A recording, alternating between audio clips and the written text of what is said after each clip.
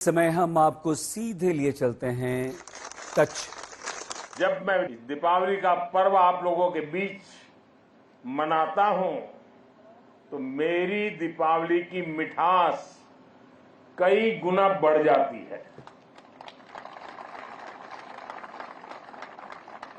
और इस बार तो ये दीपावली भी बहुत खास है। आपको लगेगा हर दीपावली का अपना महत्व होता है, इस बार खास क्या है? खास है अयोध्या में प्रभु राम 500 साल बाद फिर से अपने भव्य मंदिर में विराजमान हुए हैं। मैं आप सभी को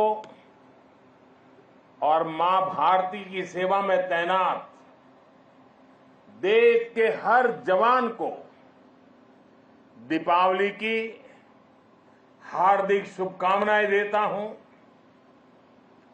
मेरी इन शुभकामनाओं में आपके प्रति 140 करोड़ देशवासियों का कृतज्ञ भाव भी शामिल है, उनका आभार भी शामिल है।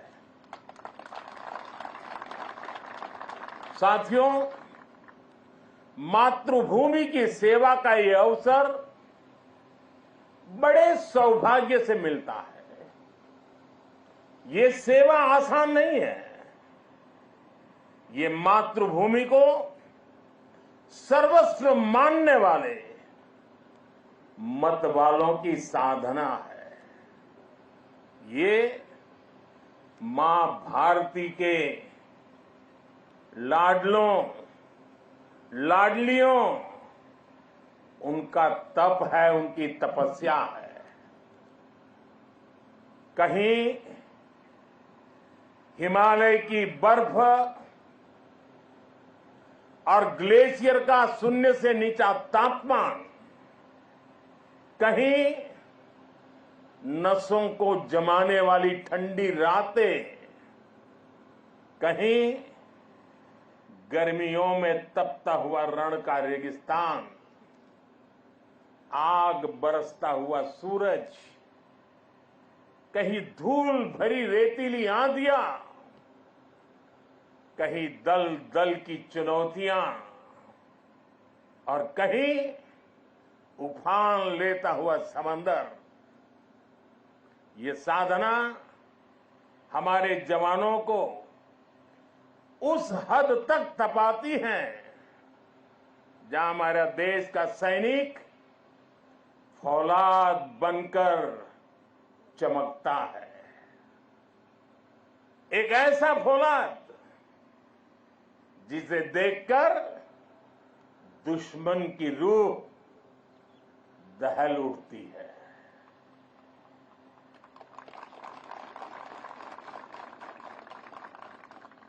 दुश्मन भी आपको देखकर सोचता है कि जो ऐसे क्रूरतम प्रहारों से विचलित नहीं हुआ, उसे भला कौन हरा पाएगा। आपकी यह अटल इच्छा शक्ति, आपका यह अथाह शौर्य, पराक्रम की पराकाष्ठा, देश जब आपको देखता है तो उसे सुरक्षा और शांति की गारंटी दिखाई देती है। दुनिया जब आपको देखती है तो उसे भारत की ताकत दिखाई देती है, और दुश्मन जब आपको देखता है तो उसे बुरे मंसूबों का अंत दिखाई देता है। आप जब जोश में दहाड़ते हैं तो आतंक के आका कांप जाते हैं। यह है मेरी सेना का, मेरे सुरक्षा बलों का पराक्रम। मुझे गर्व है हमारे जवानों ने हर मुश्किल से मुश्किल मौके पर अपने इस सामर्थ्य को सिद्ध किया है।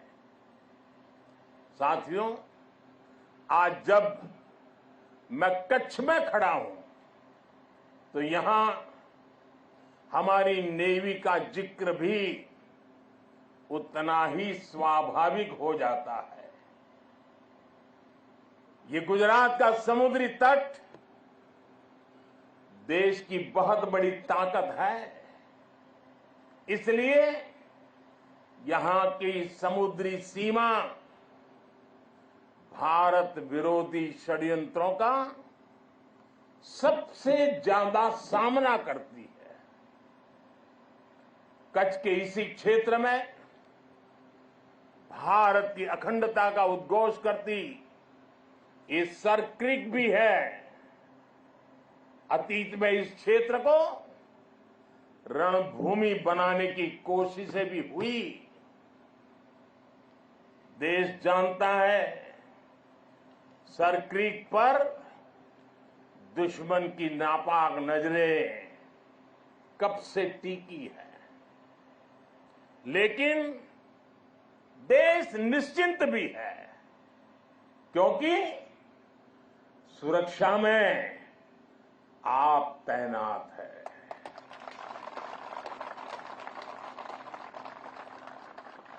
दुश्मन को भी पता है 1971 के युद्ध में किस तरह आपने मुंहतोड़ जवाब दिया था। इसलिए हमारी नेवी की मौजूदगी में सर क्रीक और कच्छ की तरफ अब कोई आंख उठाने की भी हिम्मत नहीं करता है। साथियों, आज देश में एक ऐसी सरकार है जो देश की सीमा के 1 इंच से भी समझौता नहीं कर सकती। एक समय था जब डिप्लोमेसी के नाम पर सर क्रीक को छल से हड़पने की पॉलिसी पर काम हो रहा था। मैंने तब गुजरात के मुख्यमंत्री के रूप में भी देश की आवाज को बुलंद किया था। और इस क्षेत्र में आज मैं पहली बार नहीं आया, मैं इस क्षेत्र से परिचित रहा हूं, कई बार आया हूं, बहुत आगे तक जाकर के आया हूं। इसलिए आज जब हमें जिम्मेदारी मिली है तो हमारी नीतियां हमारी सेनाओं के संकल्पों के हिसाब से बनती है। हम दुश्मन की बातों पर नहीं, हमारी सेनाओं के संकल्पों पर भरोसा करते हैं। साथियों, 21वीं सदी की जरूरतों को देखते हुए आज हम अपनी सेनाओं को, हमारे सुरक्षा बलों को आधुनिक संसाधनों से लैस कर रहे हैं। हम हमारी सेनाओं को विश्व की सबसे आधुनिक मिलिट्री फोर्सेस की कतार में खड़ा कर रहे हैं। हमारे इन प्रयासों का आधार है रक्षा क्षेत्र में आत्मनिर्भर भारत। अभी कुछ ही दिन पहले यही गुजरात के वडोदरा में C295 फैक्ट्री का उद्घाटन हुआ है। आज विक्रांत जैसा made in India aircraft carrier देश के पास है। आज भारत में अपनी सबमरीन बनाई जा रही है। आज हमारा तेजस फाइटर प्लेन वायुसेना की ताकत बन रहा है। हमारा अपना 5th जनरेशन फाइटर एयरक्राफ्ट बनाने का काम भी शुरू हो चुका है। पहले भारत की पहचान हथियार मंगाने वाले देश की थी। आज भारत दुनिया के कितने ही देशों को डिफेंस उपकरण एक्सपोर्ट कर रहा है। पिछले 10 वर्षों में हमारा रक्षा निर्यात 30 गुना बढ़ गया है। साथियों, सरकार के इस विजन को सफल बनाने में हमारी सेनाओं और सैन्य बलों के सहयोग की भी बड़ी भूमिका है। हमारे सुरक्षा बलों की बहुत बड़ी भूमिका है। मैं देश की सेनाओं को, मैं देश के सुरक्षा बलों को बधाई दूंगा कि उन्होंने 5000 से अधिक सैन्य उपकरणों की लिस्ट बनाई है जो वो अब विदेश से नहीं खरीदेंगे। इससे सैन्य क्षेत्र में आत्मनिर्भर भारत अभियान को नई गति भी मिली है। साथियों, आज जब न्यू एज वॉरफेयर की बात होती है तो ड्रोन टेक्नोलॉजी उसका एक अहम टूल बन गई है। हम देख रहे हैं युद्ध में शामिल देश आज ड्रोन टेक्नोलॉजी का जमकर इस्तेमाल कर रहे हैं। ड्रोन से निगरानी हो रही है, ड्रोन से खुफिया जानकारी जुटाई जा रही है। किसी व्यक्ति या जगह की पहचान करने में ड्रोन का उपयोग हो रहा है। ड्रोन सामान पहुंचाने में मदद कर रहे हैं। ड्रोन का इस्तेमाल हथियार के रूप में भी हो रहा है। इतना ही नहीं, ड्रोन पारंपरिक एयर डिफेंस के लिए भी चुनौती बनकर के उभर रहा है। ऐसे में भारत भी ड्रोन टेक्नोलॉजी की मदद से अपनी सेनाओं को, अपने सुरक्षा बलों को सशक्त कर रहा है। सरकार आज 3 सेनाओं के उपयोग में आने वाले प्रीडेटर ड्रोन खरीद रही है। ड्रोन के इस्तेमाल से जुड़ी स्ट्रेटेजी बनाई जा रही है और मुझे खुशी है कि कई भारतीय कंपनियां पूरी तरह से स्वदेशी ड्रोन बनाने में भी लगी हैं। ढेर सारे स्टार्टअप मैदान में आए हैं। साथियों, आज युद्ध की प्रकृति बदल रही है। आज सुरक्षा के विषय भी नए नए पनपते जा रहे हैं। भविष्य की चुनौतियां और जटिल होंगी। इसलिए बहुत जरूरी है कि तीनों सेनाओं की क्षमताओं को, हमारे सुरक्षा बलों की क्षमताओं को एक दूसरे से जोड़ दिया जाए और खास करके हमारी तीनों सेनाओं के लिए उनका प्रदर्शन इस जोड़ने के प्रयास के कारण उनका सामर्थ्य कई गुना बेहतर हो जाएगा। और मैं कभी कभी कहता हूं कि एक आर्मी, एक एयरफोर्स और एक नेवी हमें एक नजर आते हैं, लेकिन उनका जब संयुक्त अभ्यास होता है तो एक नहीं 111 नजर आते हैं। सेनाओं के आधुनिकीकरण की इसी सोच के साथ chief of defence staff CDS की नियुक्ति की गई। इसने देश की सेनाओं को मजबूत करने में बड़ी भूमिका निभाई। अब हम इंटीग्रेटेड थिएटर कमांड की दिशा में बढ़ रहे हैं। इंटीग्रेटेड थिएटर कमांड के लिए एक ऐसा मैकेनिज्म तैयार कर लिया गया है जिससे सेना के तीनों अंगों के बीच और बेहतर तालमेल होगा।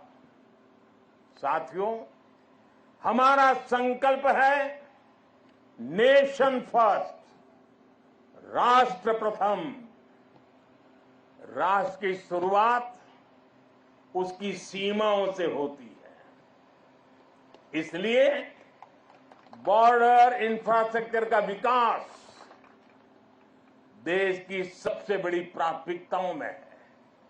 बीआरओ ने 80,000 किलोमीटर से ज्यादा सड़क का निर्माण किया है। लद्दाख और अरुणाचल प्रदेश में भी रणनीतिक रूप से महत्वपूर्ण सड़कें बनाई गई है। पिछले 10 वर्षों में बीआरओ ने 400 के आसपास बड़े पुल बनाए हैं। आप जानते हैं, देश के सबसे दूर दराज के इलाकों में ऑल वेदर कनेक्टिविटी के लिए हमारी सेनाओं के लिए टनल कितनी महत्वपूर्ण है।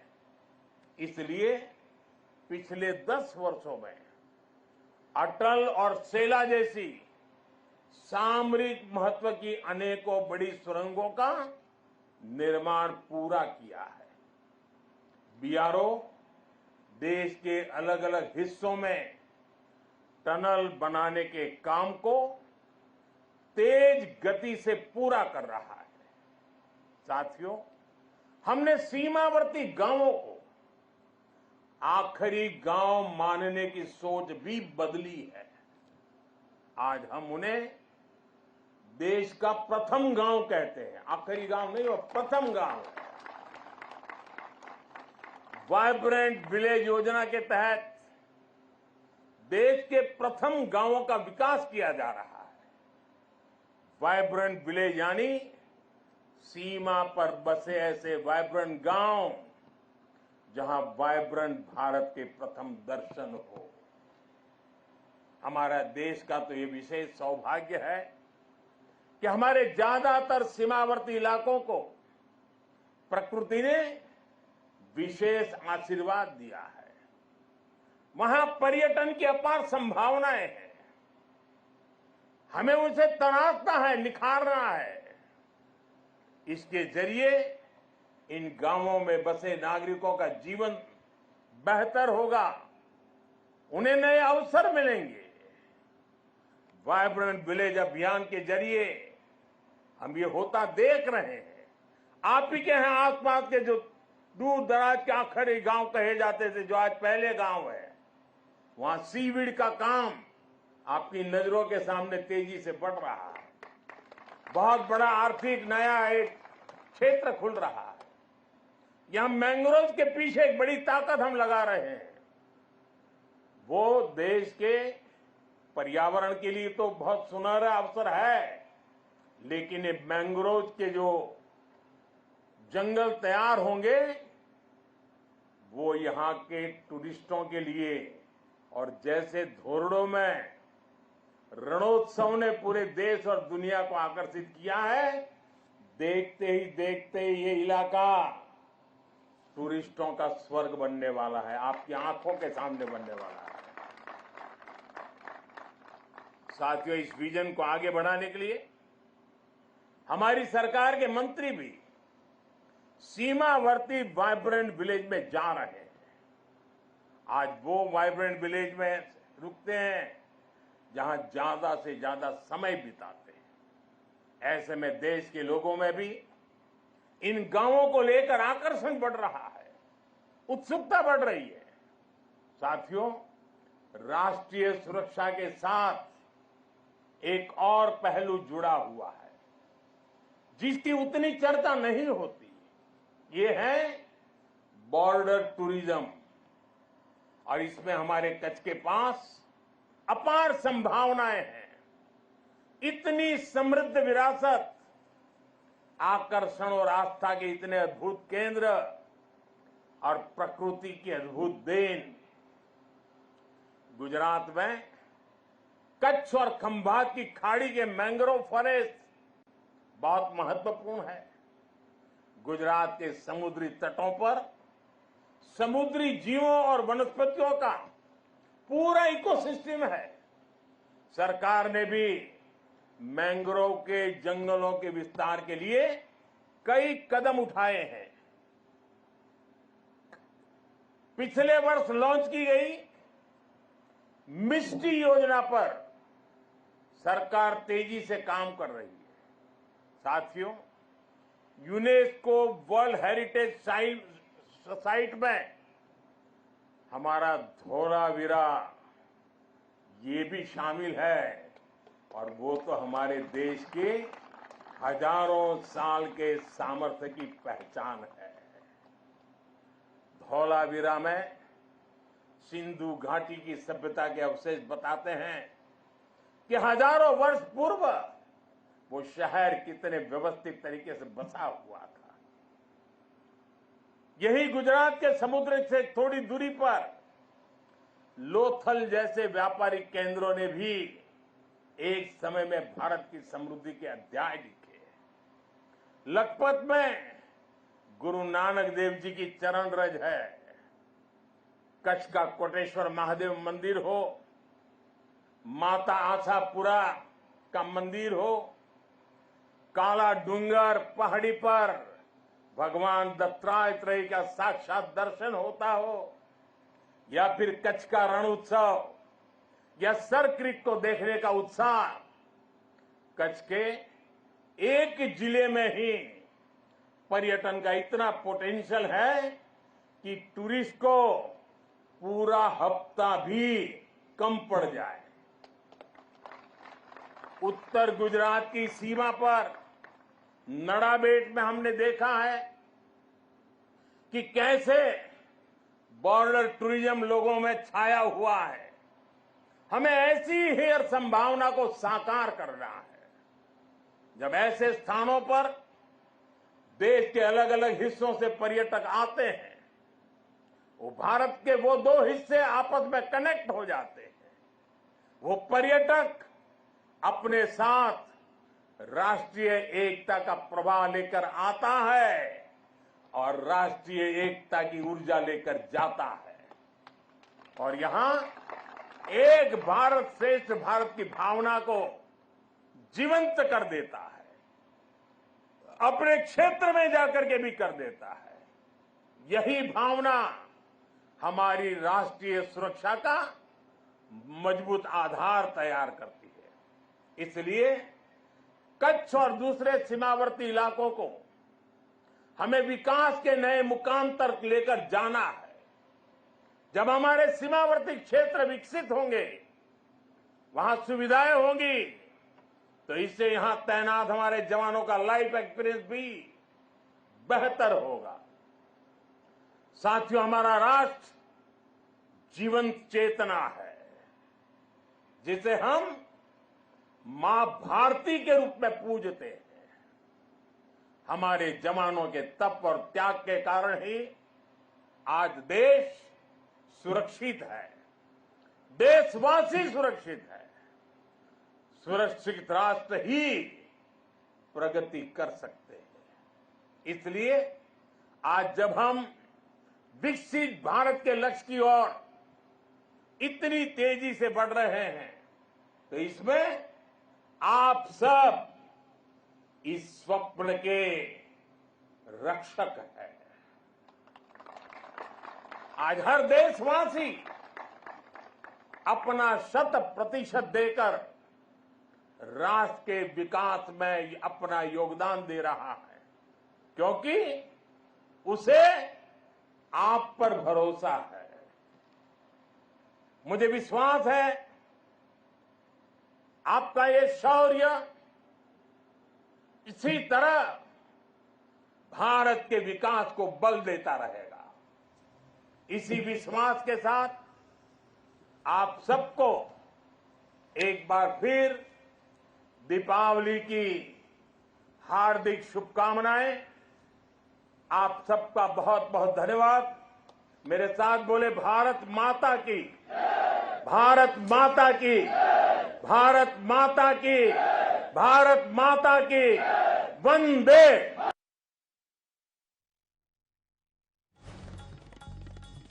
इस बार की दीपावली प्रधानमंत्री नरेंद्र मोदी ने कच्छ में बीएसएफ के जवानों के साथ मनाई।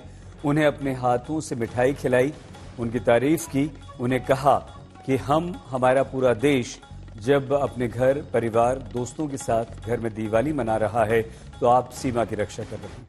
इसके लिए आपका धन्यवाद। देखिए तस्वीरें, प्रधानमंत्री नरेंद्र मोदी का ये जवानों के साथ प्रेम, और ये प्रेम आज का नहीं है।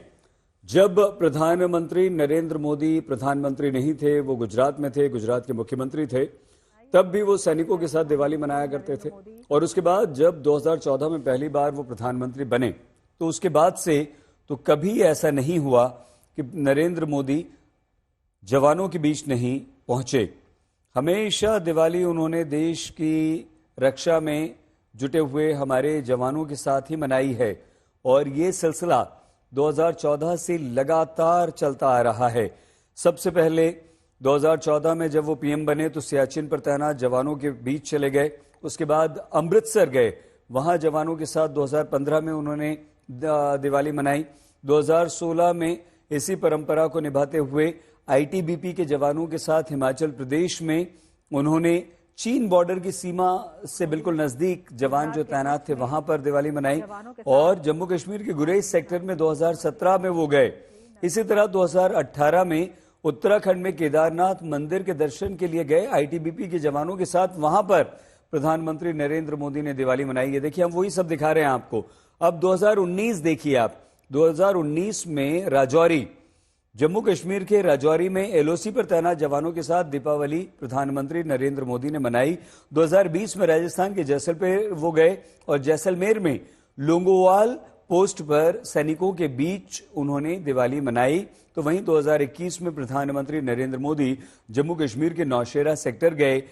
प्रधानमंत्री के तौर पर नहीं बल्कि जवानों के परिवार के सदस्य के तौर पर आया हूं। 2021 में नौशेरा में प्रधानमंत्री नरेंद्र मोदी ने जवानों से यह कहा था। 2022 में करगिल में प्रधानमंत्री नरेंद्र मोदी ने जवानों के साथ दिवाली मनाई थी।